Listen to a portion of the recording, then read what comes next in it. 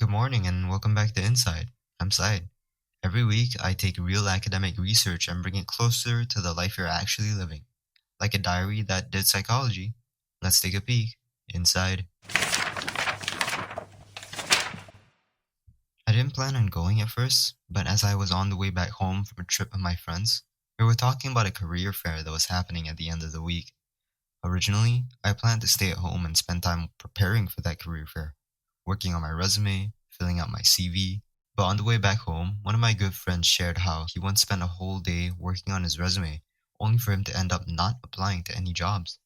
His story made me realize that I was close to falling into a trap, a vice many misinterpret as a strength that they proudly showcase in their personality. Perfectionism. It's an obsession with doing things in an all or nothing manner.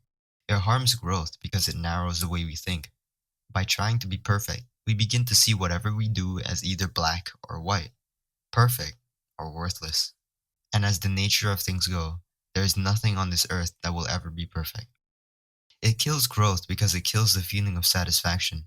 As when we constantly search for imperfections in all that we do and see, things will never be good enough. So we end up falling into a spiral. And just like quicksand, the more we struggle, the deeper we sink. But it's not all doom. There is a way we can dig our way out of this quicksand we call perfectionism. In a 2020 study, some researchers in the Philippines gathered 351 adults and asked them to answer a survey. And what they found is something that we should all carry moving forward. They suggest that a possible answer to maladaptive perfectionism, the kind that harms us, is self compassion. The act of giving yourself grace is but a remedy for self evaluative perfectionism, balancing the potential self criticism someone may face when looking at how things don't turn out the way they prefer. I mentioned maladaptive perfectionism, but is there such thing as good adaptive perfectionism? From what we've shared, we can agree that striving to be perfect can be maladaptive, but this changes when we choose to strive for something else. Excellence. By striving for excellence, doing our best, it gives us permission to fail and try again. It's how we get better, by allowing ourselves grace. I understand. I wasn't experiencing an extreme example of perfectionism. All I was doing was working on cleaning up my resume during the downtime in our trip. Yet after hearing my friend share his anecdote, I felt warmth in my chest and clarity in my mind. It reminded me how, in reality, nothing is perfect.